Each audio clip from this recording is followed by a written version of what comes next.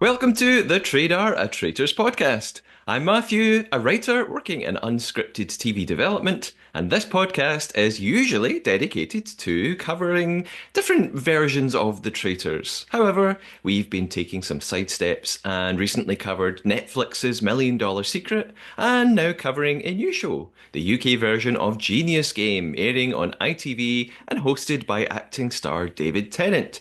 Wait, that's why we're And here? I thought it was because there was white smoke that came out and we were going to analyze the behind the scenes scheming of the Cardinals who yes. selected a new pope.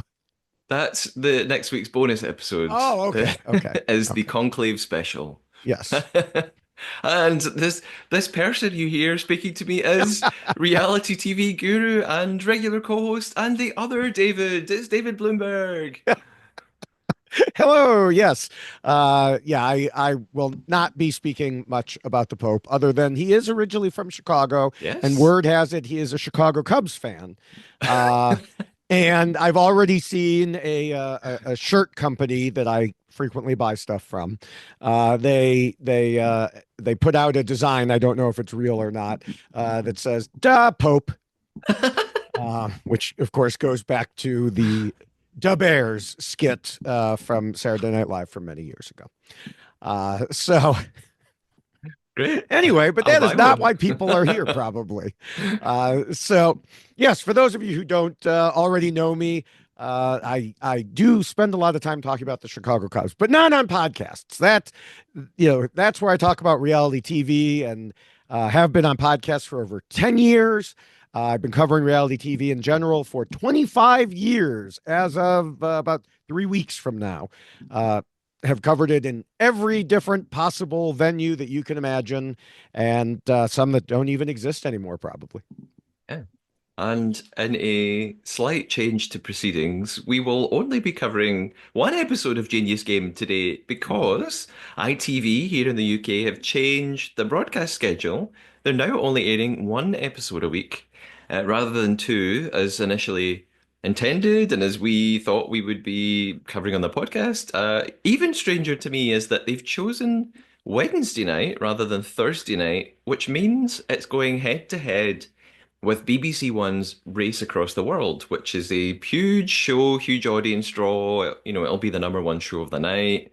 Um, Oh, well, that changes. I didn't know that part because I was hoping it was a good thing that they were going to be, that they were like, okay, we realize that this is a show where it's a lot to take in and maybe hitting people 2 nights a week was too much. And so we're going to lower it to one night to give people time to digest it. And that way, people will come around to it.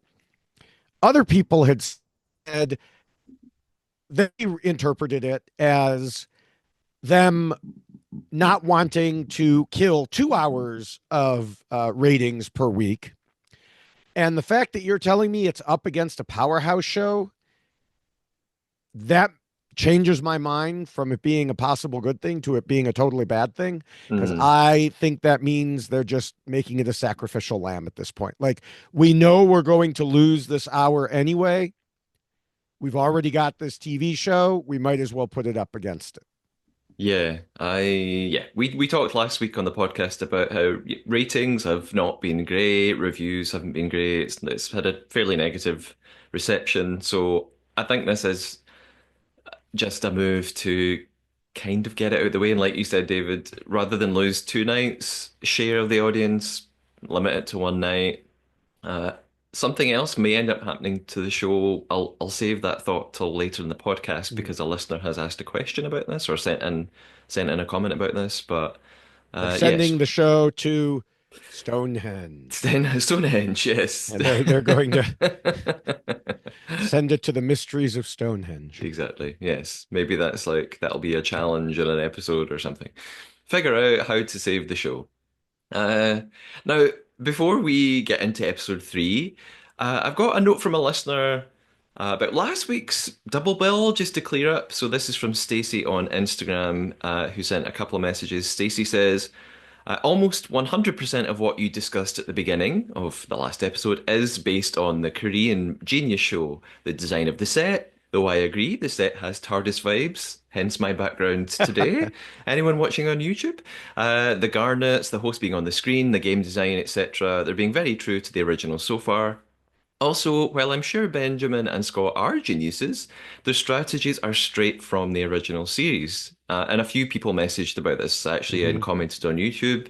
If you watch the original, you can see how they organically came up with the approaches, as in the Korean contestants. And Stacey finishes saying the zombie game has the same rules as the Genius. Also Ben's strategy was from the original. So Stacey's seen, yeah, the Korean version and noticed that the British contestants, some of them seem to have watched it and have lifted their which is not a criticism. I mean, this is a really smart thing to Oh do if it no, works. So, it is smart, and I would expect. I mean, we talked about this back when we were covering UK Survivor, when I did criticize players for not having watched any mhm. Survivor and then being surprised at what was happening. Yeah, It's like, no, if you're selected to go on a show, you should research it. You should not go in blind. I don't care what show it is. It's the same with all the housewives that come on to US traders having no clue what to expect. It's like, no, you should know by now. yeah, Uh, what they don't know is just how much Ben has dedicated to studying the show. yeah. And we mentioned he talked about it on his YouTube podcast recap. And he talked about it again for this time that at this point, the players don't know how much he has studied, but he like has a notebook and he keeps it in his dressing room. And whenever they have a break and he goes back to the dressing room, he studies his notes and all this other stuff. And so, um, and he even commented some things on our last video here, which we'll get to in a minute. But I think it's more interesting to see people come up with solutions organically Yeah, than it is to have one or two people come in and break the game every time. yeah, And so I'm just going to put it out here right from the beginning. I think, and sorry, Ben, I think that ruined this episode.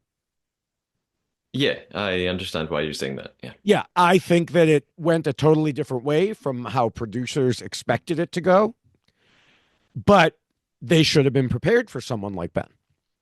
yeah, And they should have come up with some ideas of their own. I understand wanting to take challenges from something that's already established. But the problem is it's already established. yeah. It's like on US Survivor, and you know that I'm not lying because we're not playing the lying game here.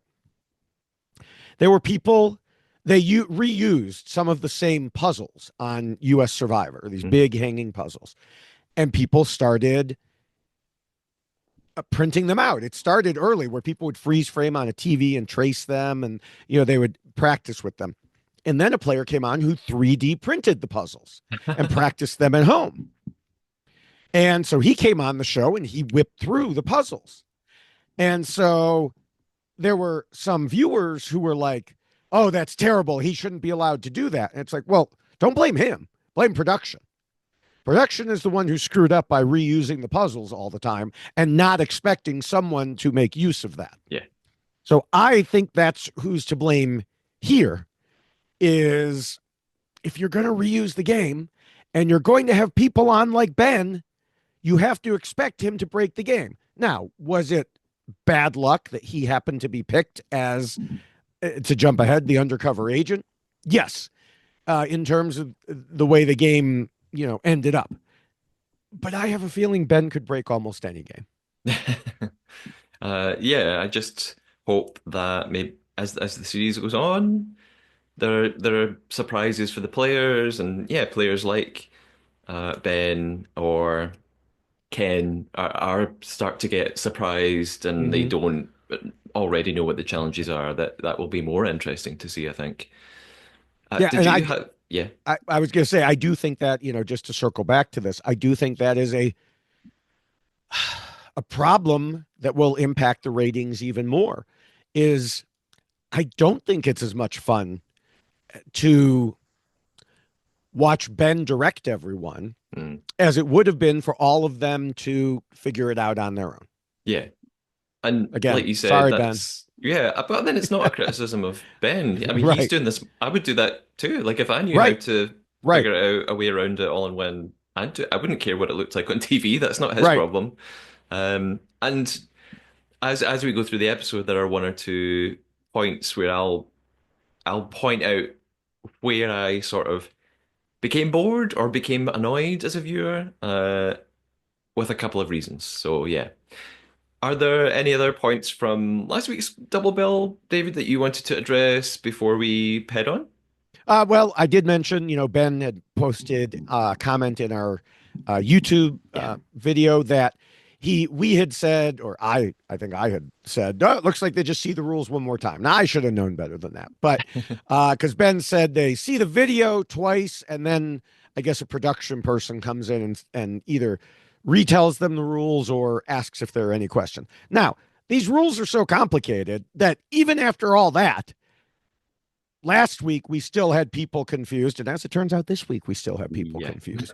So, and I mean, quite honestly, I think a little game confusion is kind of amusing, so I'm okay with that.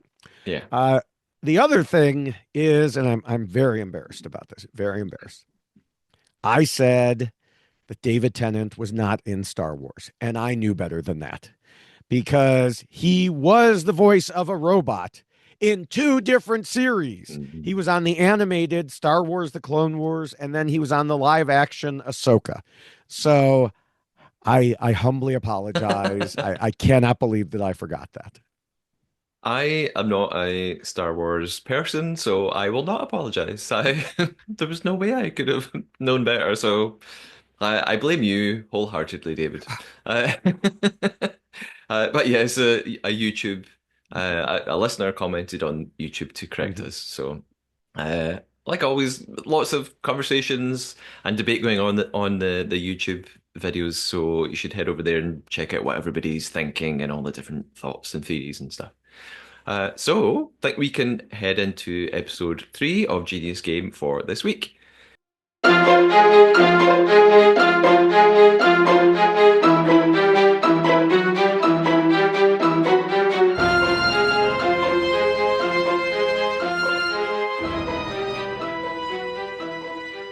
There's a little recap to get us going. We're just sort of reminded of the variety of players, people who are studying for the PhD, a comedian. Bex pretended she worked for NASA. And we're reminded that in every episode there is a main match and a death match. And tokens of life can be won and so on. Paul left episode one, Scott's out episode two after the zombie game and Knots and Crosses death match. And in the recap, there's a suggestion that the conflict between Amanfi and Badalia may be important today. So, as the episode begins, we've got all the arrivals, the players come in. Ben immediately tells Bedalia they need to talk. So Oh, he's straight into game I thought it mode. was the other way around. I thought Bedalia told but Ben that, Oh, maybe I misheard it. but I'm not sure. Okay. Yeah, yeah. The reason that I noticed it in particular, like you, is last week we mentioned that on Ben's podcast, he said, I'm much closer to Bedelia than was shown. And now, poof, here it shows up. Yeah. Yeah, I did sort of think throughout this episode why are they suddenly best Mm-hmm. buds and allies and Charlotte has a few thoughts on that as well. But yeah, they're sort of straight into game mode as soon as they arrive. Pretty soon, David Tennant is back on screen. He gives them a leaderboard of sorts. There are 19 garnets shared between them. Looks like Pasha, Charlotte, and Indy have the most at three each. Ken and Bodelia have one each. Everyone else has two. And we're reminded that each garnet is worth £1,000, I guess, at the end of the game when it comes Mm-hmm. time to, cash in the prize. David asks them about their crypto analysis skills before telling them that the main match is a game of code breakers. There will be a 10-letter word to solve. In the dealer room, a dealer will give each player a hint about this 10-letter word. For example, the example in the rule video is the word contains two vowels. If only the clues were all as simple as that. The game will be played in four 20-minute rounds with the opportunity to share information between one another, although none of this ends up really mattering. And at the end of each round, Players can guess three letters of the code word. If they correctly put a letter in the right place, they'll get 2 points. If they guess a correct letter in the wrong place, they have 1 point. It's kind of like complicated Wordle meets Hangman. Yeah, Uh, I was thinking complicated Wordle also. Yeah. yeah, yeah. And in the final round of the game, each player can attempt to solve the code word, and they can also use garnets to buy extra hints along the way. However, one player will select the undercover agent card. They'll be told the code word straight away, given all the hints. They have to they have to prevent everyone else from solving it. The rules go on. There will be 20 points for any players who do guess the word correctly. The undercover agent will win if no one else solves the code word. And there's even more rules. They keep coming. The winner will receive three garnets, and then if up to three players score more than 20, they'll gain a garnet each. I sort Wait, of, did you say more than 20? I said more than Oh, 20. okay. Uh, I s I That's the end of the rules, but I sort of thought, did we need the extra three players getting like could they do I just thought keep it simple. Keep it, it's already complicated. You don't need to add that. Why Yeah, three and I do people? Why more I, than 20? I mean, I think that that's part of it is these rules, they just I mean, even my eyes were glazing over by the time they got to the end of this, and I'm a rules type of guy, but Yeah, oh my goodness, it's yeah, it's no wonder people are like, "Where's the fast forward?" yeah. It reminds me of what we talked about last week, that it feels like learning a new board game and Hmm. telling someone else who's new to a board game how to play, and you kind of realize as you're telling it, well, actually, this is really complicated. Then once you know it and you're in it, it's fun, but to watch it on TV may not be quite as fun. Yeah. So it's time for strategizing straight away. There's a focus on Ken with his VT. We're reminded that he's a comedian. He says games are his life, board games, video games. He says he's quick at understanding rules and strategy, and he thinks he can read people well. And he talks later about being a poker player as well. Yes, and he's also on Blue Sky. So Ah, follow him there on we go. Blue Sky. There we go. There's some comments about Ken later on, actually, from listeners. The fact that Ken is getting this little bit of focus at the Hmm. start suggests he's going to be an important player in this episode. If this were US television, I would have said that's it, Ken's going. Yeah, All of a sudden we haven't met Ken for 2 episodes, and all of a sudden he gets this big visibility spike. It's like, uh-oh, bye, Ken. yeah. Or Uh, if, I wondered if he was going to win. Like the opposite, maybe, if he would I be the just thought winner it of was this. going, But or would have been, in US TV.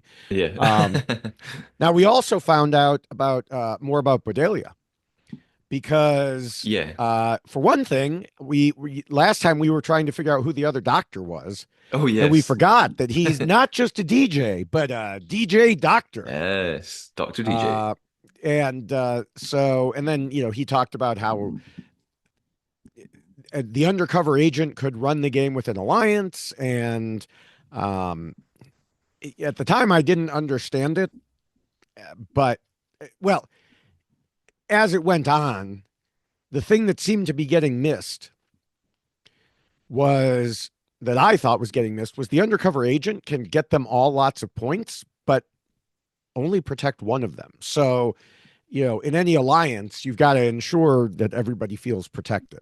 Yeah. Yeah, I had a couple of questions about what they were all planning as well. Um, when in the first 10 minutes or so anyway, before I Mhm. understood that actually Ben had this master plan for Right. everybody. But at this point, there's Charlotte suggesting, like, just sort of immediately, she suggests, well, it's a really, like you said, it's a good idea to be in a group with the agent. Hmm. And she says they should all the people in that little alliance should agree to not guess the word, but rack up points with the help of the agent, because it'll give them a better chance of winning or at least not Hmm. losing. I didn't understand why that seemed that great though. I thought it depends on all the other players not getting the code word. And like you said, even if the undercover agent wins, they can only protect one other person. Right. You could still be chosen for the death match. So I thought they were placing too much importance on it when it wasn't Yeah, really it. and that's why I think the game ended up the way it was. I mean, honestly, it ended up that way. I mean, I knew Ben was going to be the undercover agent just from the previews. I mean, as Yeah. soon as it was announced this game had an undercover agent, I was like, oh, well, in the previews, we saw Ben running all over the place and controlling everything. So clearly, he is going to be the undercover agent. And so, and then he just does it. I mean, we have like one humorous moment before then where Ken tries his stand up on the dealer, talks about having x ray glasses so he knows all the clues. And a different dealer just has to stand there stone faced. And then that dealer actually gets a good line with Ben later. Yeah. So, Yes, I wrote it down. I really laughed at that. yeah. And But yeah, go yeah. ahead. I was just gonna cover one more thing before they head into Mhm. the dealer room, but is there anything else you've got for this section? Nope, Uh, just waiting for it to turn into the Ben show. well, yeah, yeah, which is on its way. Yeah, before we head in, Bodelia echoes Charlotte's plan, and we it seems like this little alliance is Bodelia, Charlotte, Ben, and Indy. And then, yes, we find out that Cordelia is a doctor and a DJ. He's the doc. It's like the Doctor Donna. He's the Doctor DJ. Talks about his academic accomplishments, his social skills. So head into the deal room for the first time. A man face first. His. I'm not going to go through all of the hints, but his hint is wild. The last two vowels of the code word are in reverse alphabetical order. That almost just doesn't even help. Well, Um, I think most of them don't help on their own because I think the idea of the game is you work together yeah, and to yeah, figure it out. yeah. It's supposed to be like pair up with people, barter. What will Mm-hmm. like you give me if I give you my clue, and Right. I'm not going to tell you my clue. Yeah, we just And don't get the chance to see any of that happening. yeah, let me tell you, it would have been more interesting if we had. Again, Yeah. let me just I'm going to make a blanket statement here, just for anyone watching, including potentially Ben. Anything I'm about to say about Ben taking over the game and ruining it is not. Again, it's. I just want to make it clear. It's not a slight against Ben. Ben is playing his game. Yeah, It's production, as far as I'm concerned. yeah, So yeah, just keep that in mind, whatever I say going yeah, forward. definitely. Some of the other clues vary. Some are as obscure as a man phase. Some are a bit more straightforward. Indy has one saying at least one letter appears twice. Okay, that's remember I can remember that Mm-hmm. without having to read it 5 times.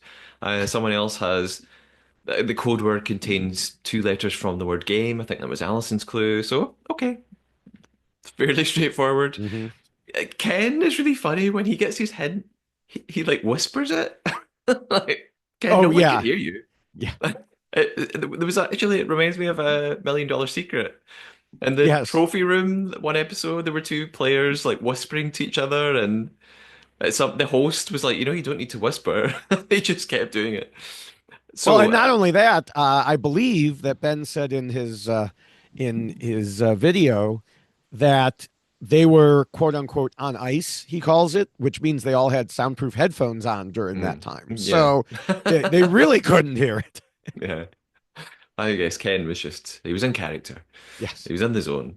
So Ben becomes the undercover agent. Looks like he's the last one to pick a he card off the is. He table. just he just Just, happens to get lucky and yeah, gets the one that's remaining. yeah.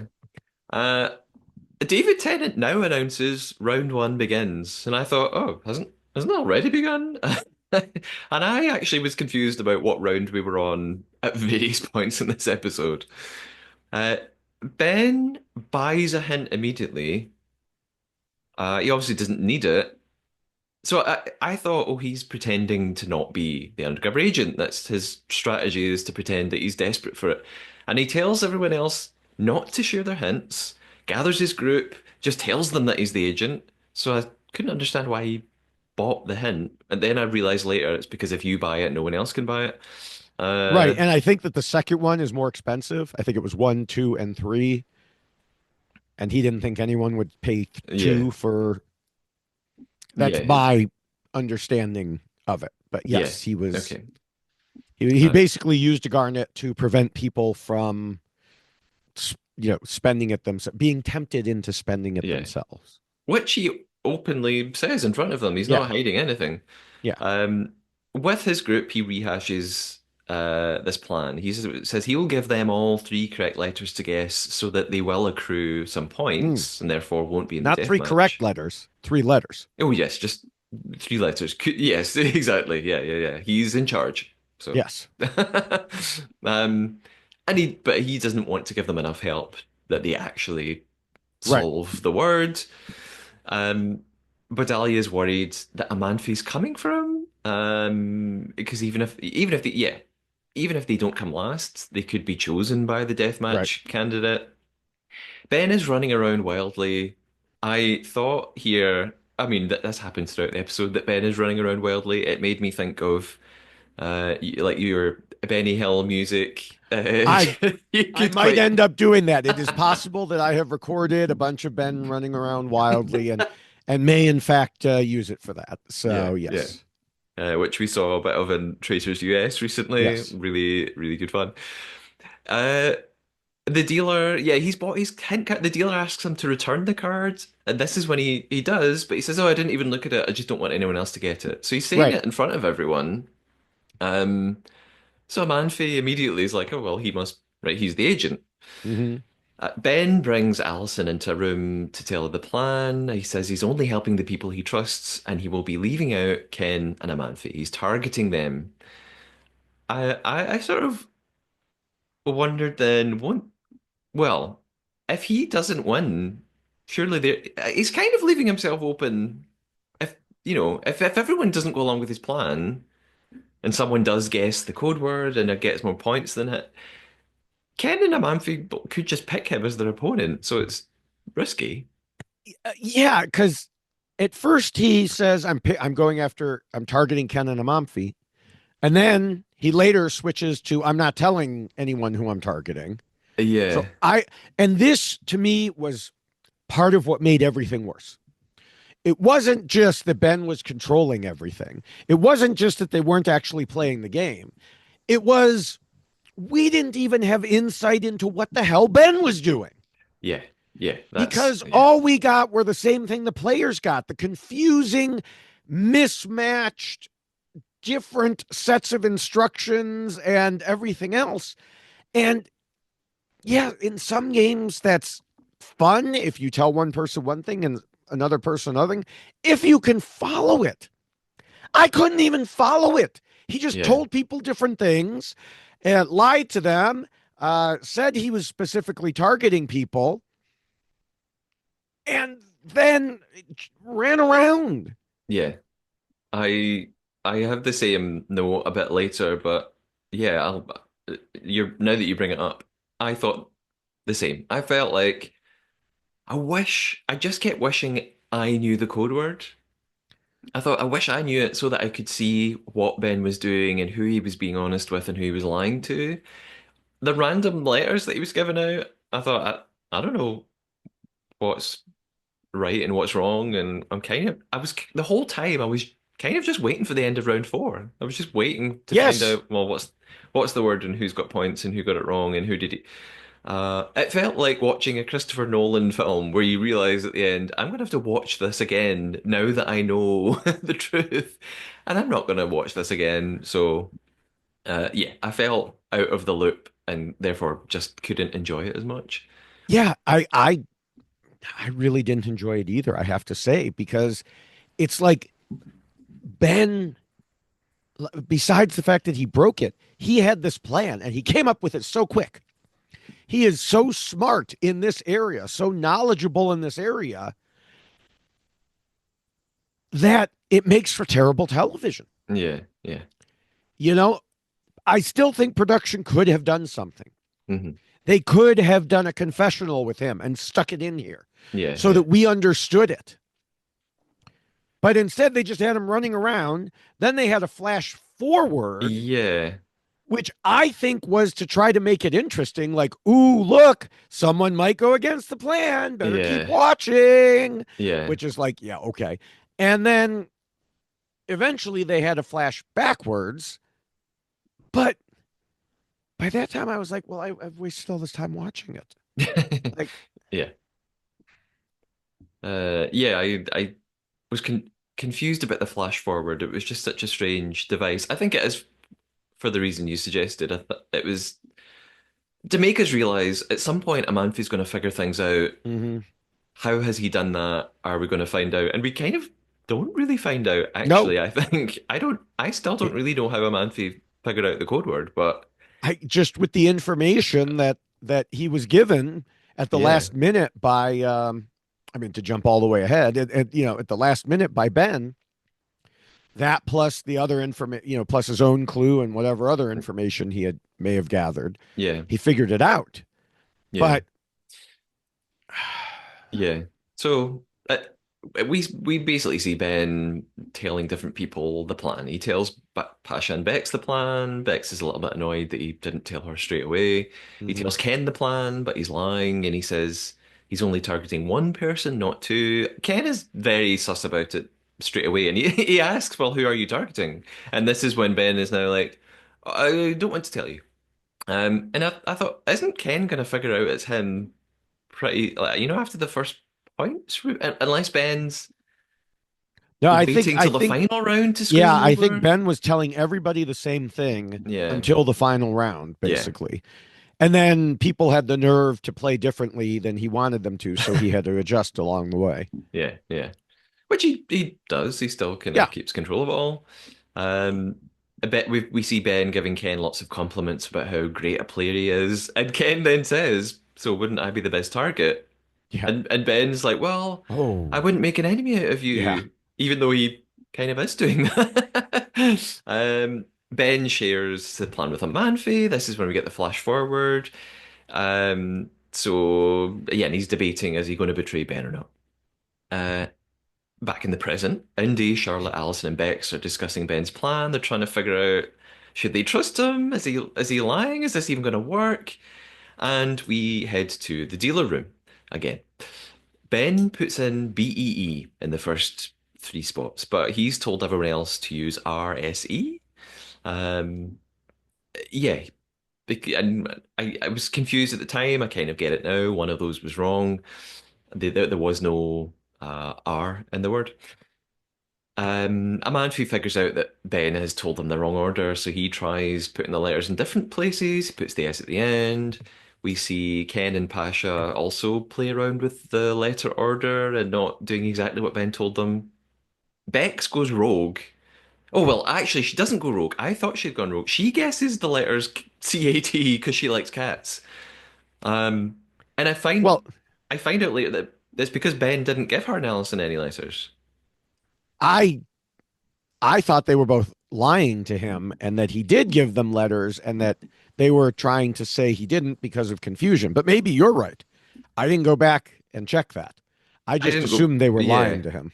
I couldn't figure out what was going on, and I just believed at face value when Alison later says, "You didn't give us Mhm. letters," and Ben doesn't really quit. He just sort of goes, oh," like he doesn't say, "Yeah, I did." Right. So I don't know. It's time for the results and a bit of strategizing. All the players have 2 points except Alison, who has none. Ben and Bex have one each. I couldn't figure out why Ben deliberately gave himself only 1 point here.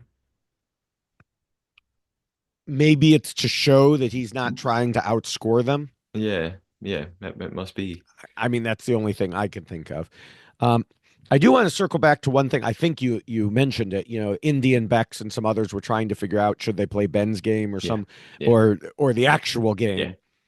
And Indy, I really felt for Indy because Indy's like, I just want to play the game. yeah, I just want to play the game. And I'm like, yeah, I want you to play the game. yeah. And I think she says here, or a couple of points in the episode, I Hmm. don't really know what we're getting out of this, other than we won't be the loser, but we could still Right. be picked. So Yeah. you're kind of like, Oh why are yeah. we doing all this? Yeah, because that's what causes Charlotte to, as we move into the next round, rat her out as supposedly being Hmm. quick to turn. Yeah. which she didn't really turn. She just expressed a little frustration that she wanted to actually play the game. Yeah. Like nobody signed up for this for Genius Game, or when they signed up, it was the Genius Game. But nobody signed up for it to be someone else's pawn. Yeah, yeah. I think I read the way that Charlotte speaks to Ben about Indy. I think she was just trying to buy favor with him and say, "Hey, Yeah. I'm your inside guy. I'm telling you what other Hmm. people." Even if she didn't really believe Indy was going to do anything that bad, she just wanted to sort of strengthen their alliance. Yeah. Amalfi and Ken share what Ben told them both. They're kind of working together a little bit. Bedalia and Ben talk. Bedalia is telling him that I'm your strongest ally, and if you win, please give me the token of life. And Ben agrees, as Hmm. long as he keeps an eye on Indy to stop her from solving the code word. Meanwhile, Indy's with Amalfi, Ben, and Allison. They agree that I get here's where they say, working with Ben is not really that beneficial, and they start to share their hints and the letters that they guessed. Um, and because Allison guessed BRA and got no points, the others realize, oh, R can't be one of the letters. Then Right. that's Ben's kind of tricked us there, which they kind of knew that he wasn't going to be completely honest. Hmm. Ben and Bedelia interrupt very awkwardly, and Bedalia takes Indy aside and he just tells her, "Look, he's going to give me the token of life if I keep you on side." And she says, "What's in it for me? I don't know what's in it for. Why are you telling me this? Why is that a good reason for me to not just do my own thing?" And he says, "Well, you keep a good relationship with everyone. You keep Ben and Charlotte on side, and I guess that's enough to convince her. Like, fine, I'll do what he wants, begrudgingly." Yeah. Uh, I think, I mean, I was thinking this anyway. And then Ben kind of confirmed it in his video that people were so scared after the Scott vote mm, to come across as dishonest or in any way going against people or anything like that. And I mean, we saw Bordelia go get so mad at Amanfi last week for lying about being a zombie.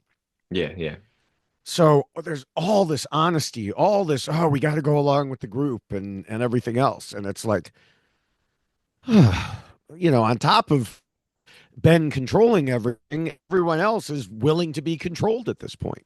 yeah. There's a really funny little moment here. Next up is when Ben talks to Allison and they, I think, realize that he forgot to tell her the letters and that he did it to Bex too. But Allison kind of catches him out because she says, "Oh, because now he says, I didn't tell you the letters. Well, it's RSE," and she says, "Well, R can't be in it. We figured that out." And he just has to go, yeah, but only you know that. Don't tell anyone." Yeah. Um, Before the next visit to the dealer room, there's sort of just more discussions generally all about trusting Ben. Is there any point in going along with the plan? Beck seems particularly paranoid, which continues throughout the episode. Back in the dealer room then for the next turn, Ben guesses LEE, and I don't know why he's still deliberately getting it wrong. We see Ken guess RSE. I don't know why Ken does that because he had figured out that R couldn't possibly be one of the letters. But is he just doing what Ben Going wants? along. I think almost, yeah, most of them, or at least many of them, are just going along. Yeah. Um, and this was the point where I wondered, is anyone sharing hints or even trying to figure out the word, or are they just blindly going along with Ben? Are they just too complicated that they think I'm never going to figure this out? Why bother? But we don't see any sharing of hints as far as I can tell. Yeah, nothing that we saw. Yeah. So the results after this visit to the dealer room are that Pasha now has five, possibly by luck. Everyone else has four except Bex, who has three. Ben and Allison only have two. Uh, I wondered there if the plan was screwed up a bit. Because Pasha had five, I wondered are people starting to just do their own thing? Maybe, but I was wrong.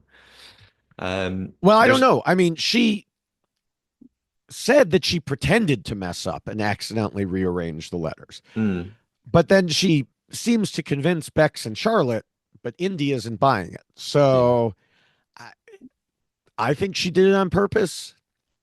But I mean, just in these, at this point, 2.5 episodes, she already has kind of a reputation of someone who would do that. Yeah, yeah. And yeah, Which well, isn't and she? Isn't she's the doctor too. she's You don't want her messing up your. Oh, did I prescribe that? Oh, I'm sorry. That's not at all what I meant to write. yeah. She's yeah, we'll talk more about Pasha in the Yeah, end game. She's interesting. Or the death match, I should say. Sorry, I'm using the wrong terminology. It's time for some more strategizing. Bex is still paranoid that she's the target. Bodelia's asking the dealer about winning garnets, even if you don't guess the word. Ben is insisting, he can't help anyone too much. He doesn't want anyone to guess the word. Bex comes to him and pleads with him. And is now, annoyed that Bodelia's the new bestie, the new close yeah. ally. No, I was gonna say I don't remember who you said just now was asking the dealer about getting garnets at 20 and It's everything else. but Bodelia is asking. Okay, but the funny thing was, before the dealer could even answer, Ben answers. And so the dealer doesn't actually answer because if they had allowed the dealer to answer, then the dealer would have said, presumably, 21. Yeah, maybe, yeah. But Um, because they didn't allow the dealer to even answer, it put the dealer into an interesting position because, like, okay, you were asked a question, but then someone else answered, but that answer was wrong. Do you just let them play? yeah, Or, I don't yeah. know. Don't know. Um, The other thing is, and again, just for some added insight, Ben mentioned that the reason that Bex was so sure she was the target, because I was wondering the same thing, why? Was that Amanfi had misunderstood something that Ben had said. Ben had Mm, said, I'm hoping the target will pick Bex or Pasha. And somehow Amanfi got it into his head that he was targeting Bex. mm, And of course, we know from previous episodes that Amanfi and Bex are final two allies. yeah, And so that's where that all came from. Because, yeah, I totally wouldn't have gotten that otherwise. yeah. Um, I at this point in the episode, I just sort of we kind of just watching Ben freak out Yes. and flap around, and it's the energy was just a bit too much for me. Um, he comes to the atrium at one point here, he's dishing out instructions. I kind of just it would really just turn me off. I just would Yeah. not want to be part of this plan. It's not collaborative. I would find it a bit patronizing. Yeah, it would just be I think it'd be like Indy. It'd be like, I kind of just want to play the game. And I'm Well, being told yeah, I'm not allowed to play this game. especially when we get to round four, where he's literally just like, people are trying to talk to him and he's like, no, no, I have to get this so everyone is even. I have to figure this out. I have to be in a room by myself. I can't talk to any of you, and I'm doing it for the good of all of us, which obviously means all of us except for one person. Yeah. And so he like blows everybody off, goes into a room. Bodelia and Bex follow him in, and he gets annoyed with them, like, no, I told you I can't be talking to anyone here. And so, yeah, it's just, and then he kicks them out of the room so that he could do the calculations. And then, yeah, Bex is like, well, how come you get to be with him? And Bodell's like, well, because I'm his closest ally. And Yeah. it's like, wow, way too much honesty again here. Yeah. And it's, yeah. And then, like you said, Indy just continues to be annoyed that they can't play the game. And it's, yeah, I mean, it's obviously Ben has social capital, but I feel like he's burning through it in this episode. Yeah. I do too. I just worry that the way that he's behaving in this game is not is not great for the social game. Yeah. And I'll talk more about that at the end, Mm-hmm. actually. But yeah, I think I'd be really turned off by all of this as a player. It's funny you talked about him, bringing people into. I've called it his new office. Yeah. You come in now one by one. There is a really important moment where Charlotte is with him and she asks, "Can I still count on you for immunity over Bodelia?" And he just replies really awkwardly and obviously he's not going to pick her. He says, I think the target's not going to pick you." And she's like, I think they will." And he's just like, "No, no, they won't." It's it's kind of pretty obvious. Hmm. He didn't just say, "Yeah, yeah, yeah, I'll give it to you. It's fine." Um, he's bringing everyone in one by one. He's telling them they'll all get 10 points. Don't share your information. At the last minute, he attempts to sort of win his allies back by giving them a bit better info, and he's saying, "Actually, right, I'll help you get 20 points, and you'll win a garnet," or so they think. I mean, the skeptical, conspiratorial part of me wonders, did Ben know that this wasn't going to work, but that they didn't realize it? I don't think so, just because of his reaction Hmm. afterwards was like, oh, that worked out well for me. Yeah. Um, Yes, maybe it was just an all-round error. Um, and yeah, and this I've just made a note here that this is where I was quite frustrated as a viewer. I wished I knew the word. Amanfi comes in for a last-minute extra clue. It seems, presumably, I presume Ben gives him the wrong information. Um, I no, I don't. think he gives him enough to get to 20 because he must have only given to two people or Oh, something like and I that. guess he's decided that it's just Ken. He's not going for two people now.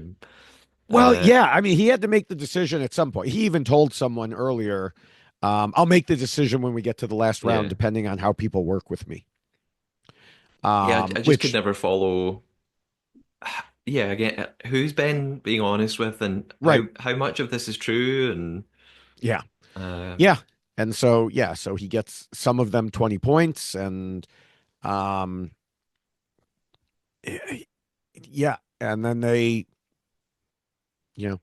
get to the end. yeah, yeah.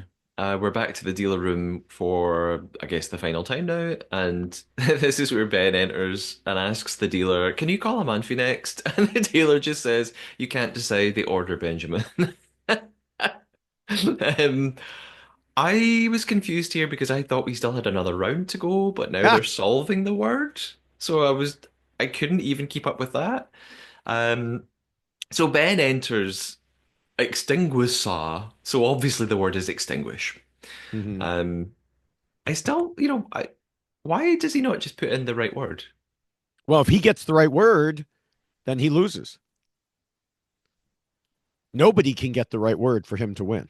Oh, not even including himself. I guess not. Yeah. Okay, right, right. I see. I thought he was kind of excluded from that part of the rule, but it's everybody. Okay.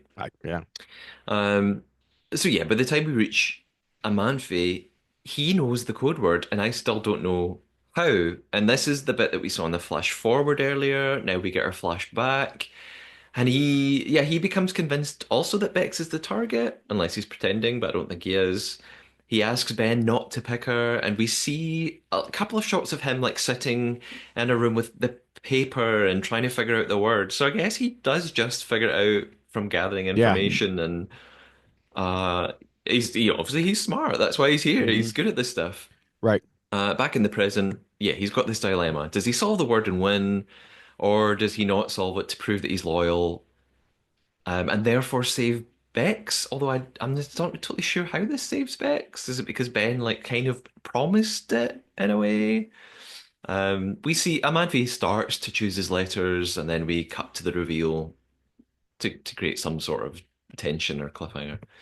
And David Tennant reveals the results. He reveals that the undercover agent was Benjamin. We all know this.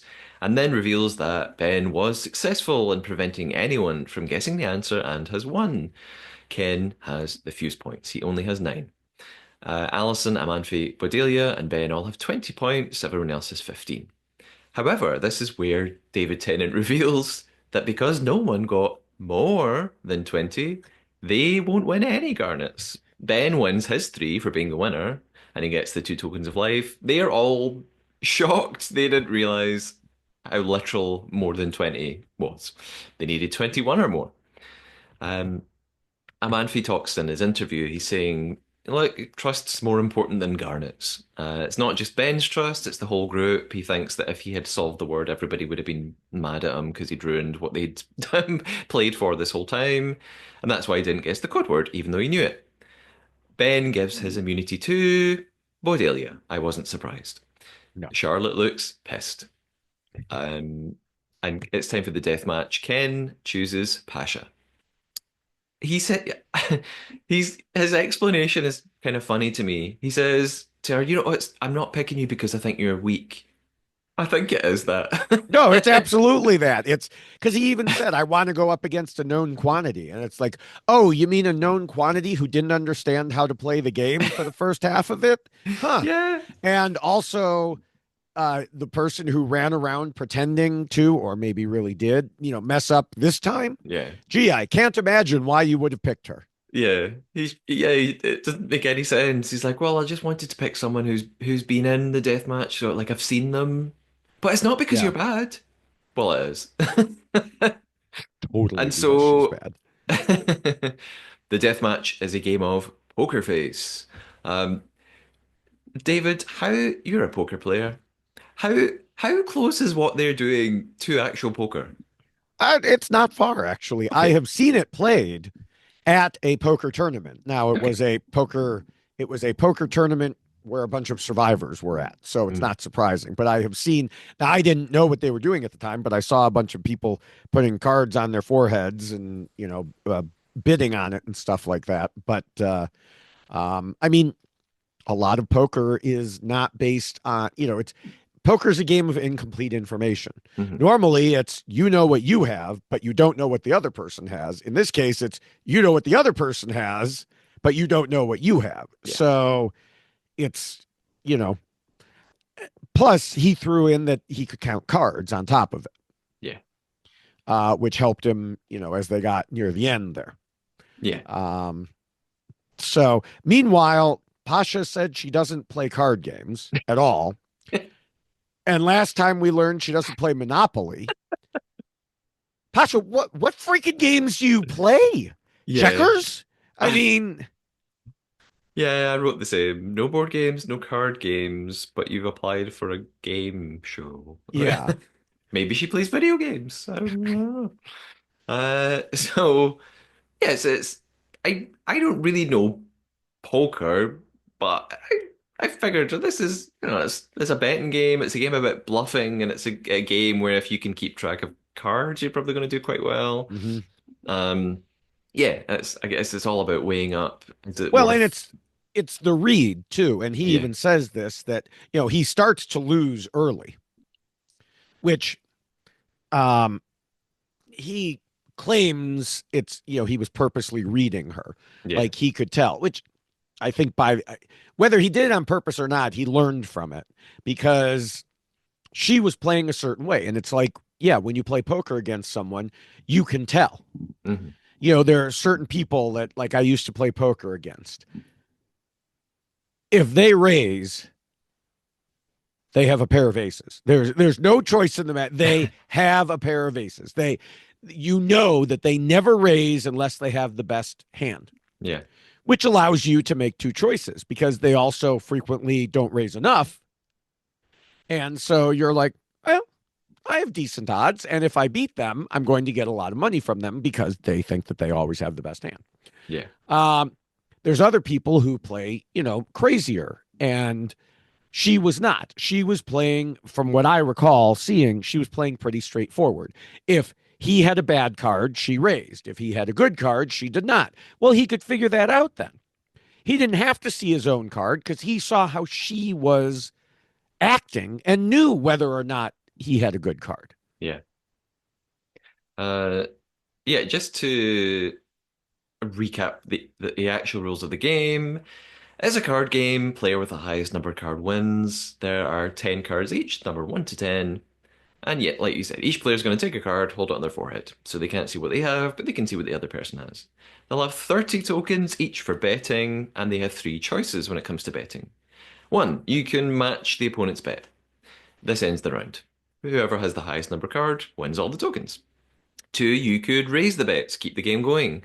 Or three, you could fold and give in. The opponent automatically wins, regardless of who has the highest card number. However, if the folding player's card is a 10, they'll pay a penalty of 10 tokens to their opponent. The game ends when a player loses all of their tokens. And yeah, the video explanation ends. Pasha instantly says, I don't get Yeah. it. We see Indy trying to give her a bit of advice, and mentions, keep track of the cards, count how Hmm. when is the 10 come out and so on. Um, the game begins, and I'm not going to go through every card in every round. I'll try and summarize. Pasha immediately seems to misunderstand how betting works, but tells us this is her plan. She's trying to put Ken off so that he underestimates her, and he's too busy listening to her to not count cards or anything. She talks to the dealer, and she's having a conversation about her mum's accent and silly things. She actually wins the first four rounds, and says she's actually is trying to count the cards herself. But Ken talks in his miv, and he says he's a poker player. He's not telling Pasha this, and he starts trying, like you said, David. He gets into the game to read her and read her Hmm. tactics and realizes what she's doing, and he begins to pull the game back around. Eventually, we get to a point where he has 53 tokens, she has 7, and at this point, Ken reckons he knows what cards are left. And he does. He wins. They're very sweet to one another. She takes the lose really well and says she wants him to go on and win. And the episode really finishes with everyone gathering. She hands over her garnet to Ben. Sorry, to Ken. Ken and Ben really confused me when I was making my notes here. Yes. To Ken. And Ken thinks actually this has been good for him because it might impress the other players and put them off choosing him in future. I did watch the preview. It looks like next time the mission or the main match will involve cases with coloured cubes in them. There's going to be a big conflict between Ben and Bex, or maybe not a big conflict. Maybe they've just made it look like there's a big Yeah. conflict. Yeah. Well, we see more of Ben freaking out and storming around. The usual dramatic sound bites, shocked reactions, and there we have it. Episode 3 is over.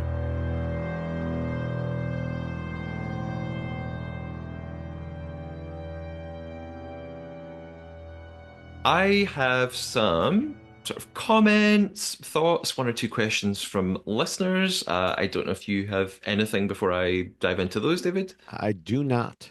Okay, let's go for it. And again, on YouTube, there are a lot of comments on the previous episode. Definitely go and check them out. I've picked out one or two that I thought were significant. Rachel on YouTube said she had an interesting observation about uh, this versus the Korean version, and it's something that we talked about last time. So Rachel's obviously seen the original, and Rachel I think talked about The Devil's Plan on Netflix. A lot of people are talking about that and comparing it to this show. I still haven't watched Devil's Plan, but I absolutely will. Uh, Rachel says, one thought I have is for South Korean viewers, I get the impression this type of show is aspirational.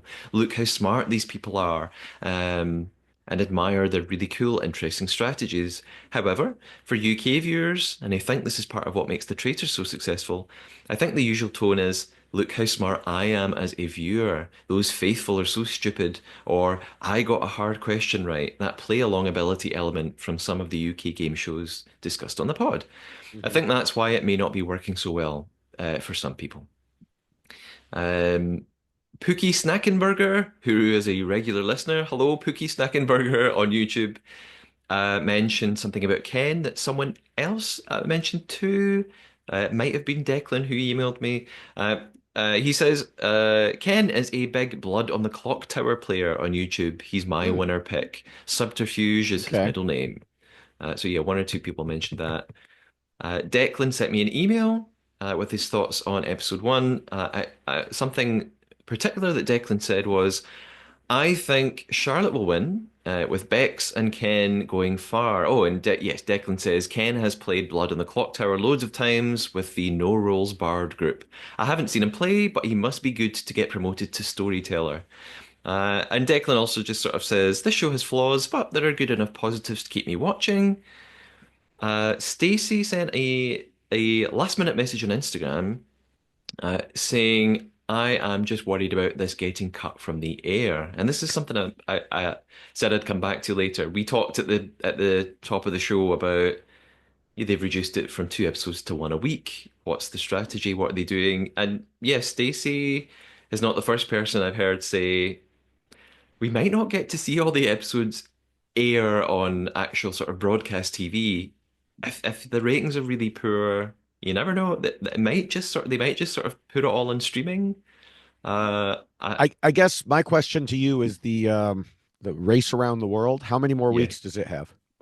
Race Across the World has only had the third episode was this week, and there are probably about eight of that, so another five to go. It's only had I three so mean, far. if you're looking for a sacrificial lamb, if it's really that popular a show that Hmm. nothing does well against it, Yeah, they have to put something there. yeah. Interestingly, what So, they've put on in replacement on the Thursday night is Who Wants to Be a Millionaire, which is still popular. mhm. Still gets decent.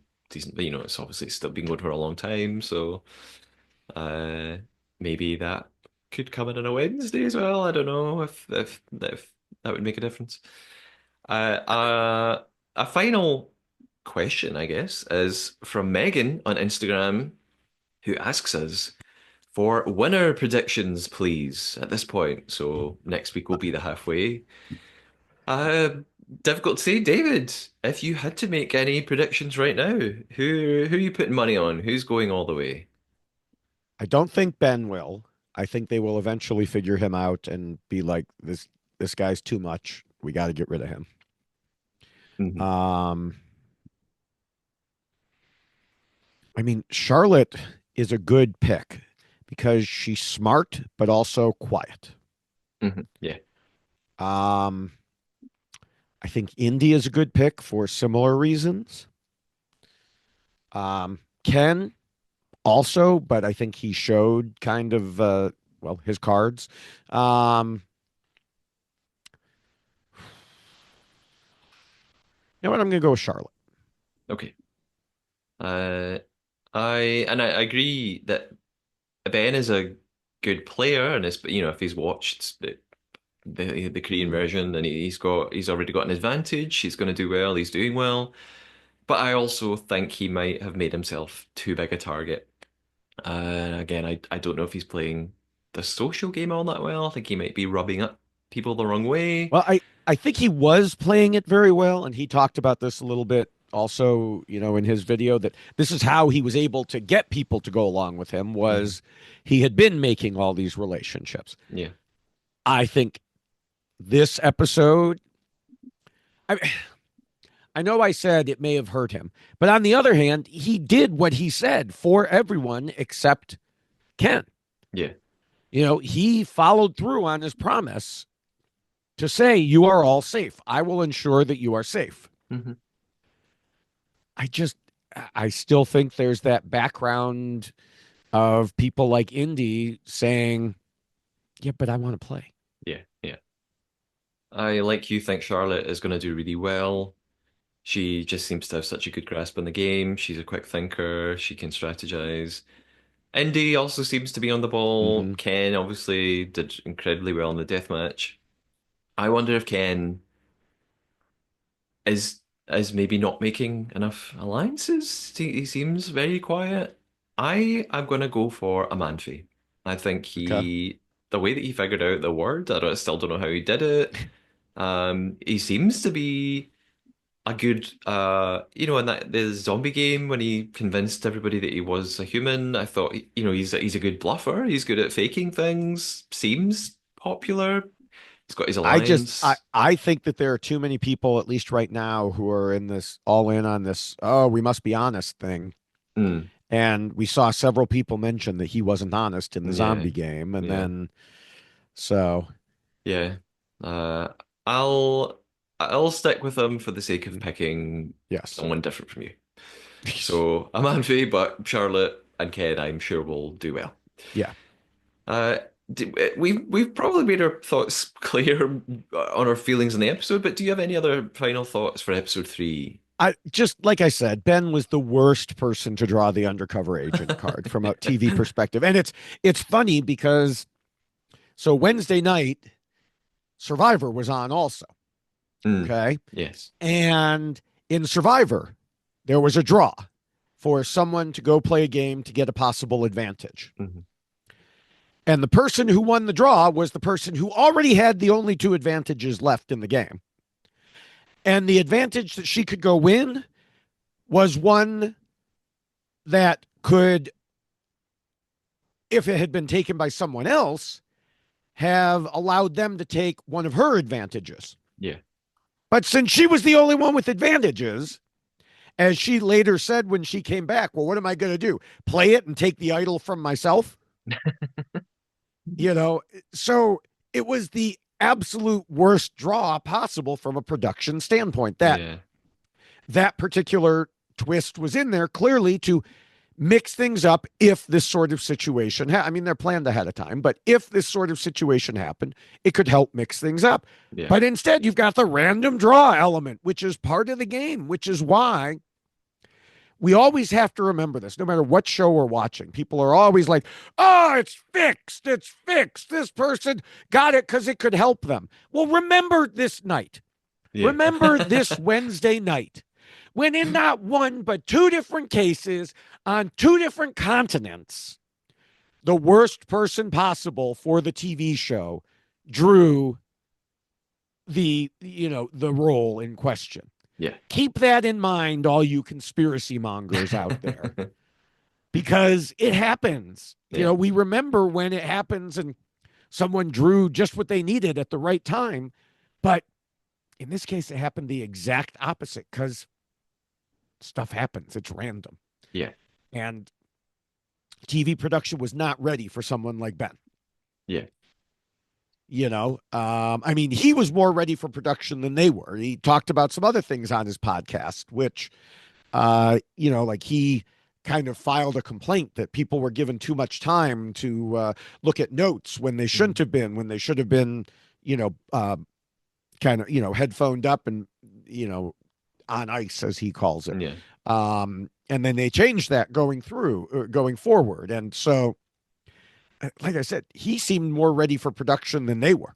Yeah. They should hire him for, well, I was going to say for the next season, but there isn't going to be a next season. Um, but yeah, I mean, it just happens. And because of the way it happened, we were stuck watching without explanation. And it's like we both said earlier, why did he tell them to put RSE? I mean, eventually I think I figured it out, Hmm. but couldn't they have told us? Yeah. Yeah. Wouldn't this have, put in some confessionals with Ben, even after the fact confessionals saying, well, here's why, this was when I realized I had to do this. This was when I realized I'm not saying spoon feed the audience. Okay, I am saying spoon Yeah. feed the audience, actually, Yeah. because, I'm happy to be spoon fed.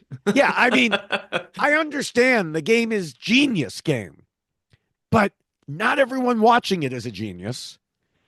And it's the first time it's on. Give Yeah. them a little bit of help here. Yeah. You said that this is a great example for maybe people who say these games are rigged, it's a fix. Mm-hmm. I also think this episode, or maybe even this whole series, is a good thing for the people who repeatedly say, I wish in the traitors we didn't know who the traitors were. Right. And I want to say, well, go and watch this show and you'll see actually it's just really frustrating Yeah. to not know as much as the players who've got it all figured out. Like you're kind of just waiting for the end of the episode or the end of the season to have that relief Yeah. and understanding. So despite that, although yeah, we've made it clear that we wish that we'd known a little bit more confessionals with Ben might have been helpful to sort of guide us through what Yeah. was happening. I wish we knew the 10, I wish we knew the code word from the beginning. However, I I still mean, I, didn't. I didn't care about knowing the code word because it never came into play. Well, yeah, I just am a sort of wordy language geek. So just I like word puzzles. So and because no one was discussing any of the clues, I thought, well, I'm never going to figure it out that way. So just tell me what the word is, and then I'll know why Right. Ben is giving them these letters. And at least I can sort of think, well, would I have figured it out myself? However, I still didn't unpopular. I didn't hate the episode, and I was frustrated. I wasn't bored. Like I still wanted to keep watching. I still wanted to figure out how it was all going to end. I wanted to figure out if I kind of just wanted Yeah. to see is Ben's plan going to work, or is someone going to just Right. screw it all up and do their own thing? So and he is frustrating to watch, but a great character. Like, he's Yes. still entertained me. So I I wanted to watch till the end, and I was curious. Oh, what's the death match going to be today? Hmm. Um, so Yeah. I didn't hate the episode. I mean, it would take a lot for me to say I hate the episode, but I do believe this is probably the most negative of any Hmm. episode of any show that I've done on this podcast. Um, And that's a and lot. yeah, that even goes back to like the Australian version of the Traders. But I, yeah, I mean, I watched it on 1.5x for almost the whole thing because, yeah, for that whole part, because I just wanted to get to the end, like you Yeah, said. yeah, It's like, okay, they're running around. I get it. Okay, let's yeah, go, move along. I, I just, all I could think of were ways it could have been improved. yeah. And so I'm hoping that things get better next episode. But this was, after the low ratings and criticisms, this episode was like, oh, you thought those were bad? Here's this. Yeah, Here you go. This is yeah. even worse. I had the same thought actually when I was watching it. I thought, oh, I bet, ITV and the producers are thinking, I wish this wasn't episode three.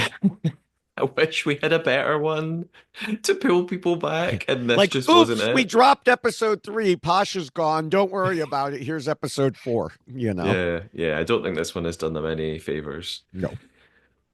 David, you mentioned a few moments ago that yeah, you're also watching Survivor right now. Tell us a bit more about that. Any other shows you're covering right now? Where can we hear you talk about Survivor? You can hear me talk about Survivor on the Rob Has a Podcast network. The show is Why Blank Lost. You can go to weknowsurvivor.com and find it there. And of course, as summer comes, I'll be covering U.S. Big Brother as well, with same podcast. And beyond that, I also cover shows in a different way by posting short reality TV videos. Generally at least 3 or sometimes more on YouTube, TikTok, and Instagram, where I'm at David Bloomberg TV. Uh, right now, of course, I'm posting for Genius Game, and most of them are about Survivor 48. There are a few others on other shows, but sometimes it's hard to find different ones, even this week on Survivor, because it was bad. It was a bad Wednesday night for reality TV. It was Hmm. not an exciting, yay, go get them type of night for reality TV on either continent. Yeah. But I'll pick out the key moments and post those. And then, of course, for further discussion, you can find all my accounts at Linktree/David Bloomberg or directly on Blue Sky as at David Bloomberg, where I'm constantly talking reality television. And I look forward to your Benny Hill meets Ben running around the atrium video. Uh, and to make sure, Ben E. Hill. There you go. yeah, Yeah. exactly. It just lends itself perfectly. Yes. To make sure you are up to date with the podcast and Traitors, Genius Game, Million Dollar Secret, any other shows we may end up covering, you can follow on Instagram, TikTok, and YouTube at the Trader Podcast. You can leave comments on all those platforms, see what everyone else thinks. You can also email me like Declan did at thetradarpodcast@gmail.com, or you could be the first person this podcast season to leave a voice message at memo.fm/the Trader Podcast. It's a great opportunity to vent and get things off of your chest. It's also really helpful to subscribe, leave a lovely review on whatever platform you're using, Spotify, Apple Podcasts, and so on. Finally, if you've been listening and enjoying and you want to help the podcast keep going, you might want to visit the coffee page for the podcast and leave a one-off donation like Alice and Angus did last week. Thank you again, Alice and Angus. That's ko-fi.com/Matthew Keeley. All of those links, including David's link tree, are in the episode description. Thank you for listening. We will be back next time to recap just one episode, unless ITV change the schedule again. Who knows? So we'll probably be back covering episode 4 of Genius Game. Until then, keep us on your radar. And stay geniusy, but not so geniusy that you break the game. Bye.